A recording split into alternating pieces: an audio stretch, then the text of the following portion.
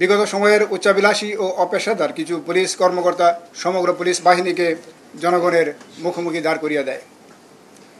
এর ফলে ছাত্র জনতার আন্দোলন, গণ অভ্যুত্থান এবং বিগত সরকারের পতনকে ঘিরে সংঘর্ষ ও সহিংসতায় পুলিশের মনোবল ভেঙে গিয়েছিল। ডিএমপি সহ সারা দেশে অনেক পুলিশ সদস্য আহত এবং নিহত হয়েছেন। প্রাণ ভয়ে আত্মগোপনে ছিলেন মাঠ পর্যায়ের পুলিশ সদস্যগণ। অনেক স্থানে আমাদের অবকাঠামো ধ্বংস হয়েছে।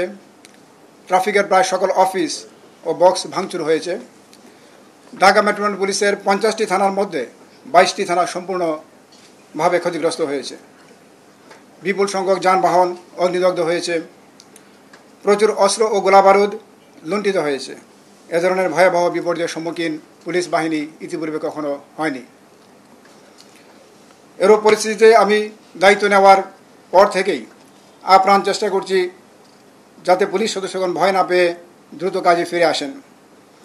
কিন্তু ইতিমধ্যে কিছু উচ্চাভিলাষী ও অপেশাদার কর্মকর্তার বিরুদ্ধে তাদের ব্যাপক ক্ষোভ জন্মলাভ করে এবং নির্দিষ্ট সংখ্যক কিছু দাবি আদায়ের লক্ষ্যে কর্মবিরতি শুরু করে।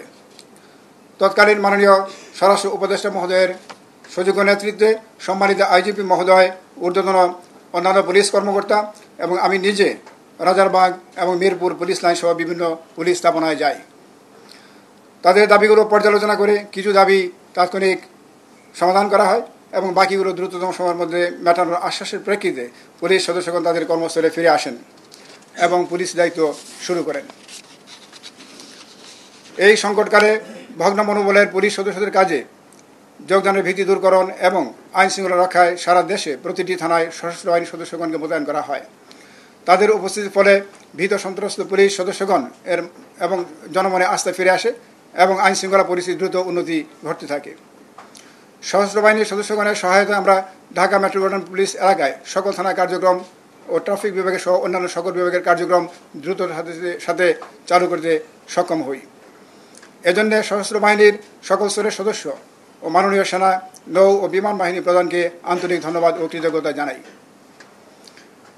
আমাদের এই সংকটকালে বিজিবি ও আনসার সদস্যগণ তাদের সার্বিক সহযোগিতা আমাদেরকে দিয়েছেন।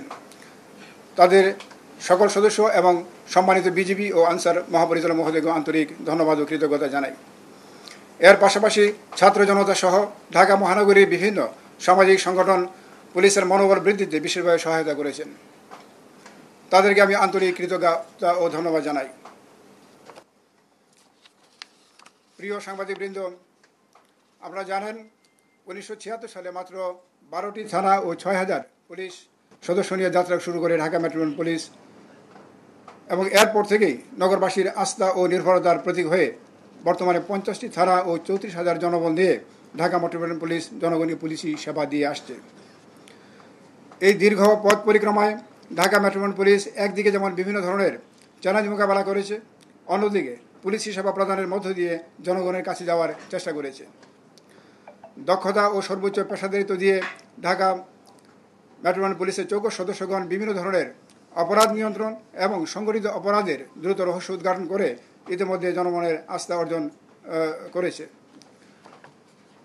প্রচলিত অপরাধের পাশাপাশি কিশোর অপরাধ, অনলাইন জুয়া, cyber crime, economic crime, social media bullying, গুজব সহ নিত্য নতুন চ্যালেঞ্জকে ডিএমপি সাহসিকতা পেশাদারিত্বের সাথে মোকাবেলা করে চলেছে। ওমেন অ্যান্ড চিলড্রেন সাপোর্ট সেন্টারের নারী ও শিশুরা আলাদাভাবে নারী পুলিশের সদস্যদের কাছে তাদের সমস্যার কথা বলতে পারছেন এবং সমাধান পাচ্ছেন। ডিএমপির ডিপ্লোম্যাটিক সিকিউরিটি ডিভিশন সর্বোচ্চ প্রসাদের সাথে দূতাবাস ও সম্মানিত কূটনৈতিক বৃন্দের নিরাপত্তা প্রদান করে থাকে। আশা করি ভবিষ্যতেও অগ্রাধিকার দিয়ে ডিপ্লোম্যাটিক এলাকার নিরাপত্তা আমরা নিশ্চিত করতে পারব।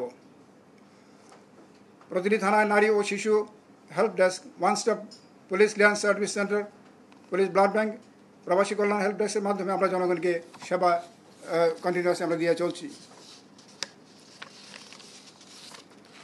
প্রিয় সাংবাদিক বন্ধুগণ, ট্রাফিক জ্যাম ঢাকা মহানগরীর অন্যতম প্রধান সমস্যা।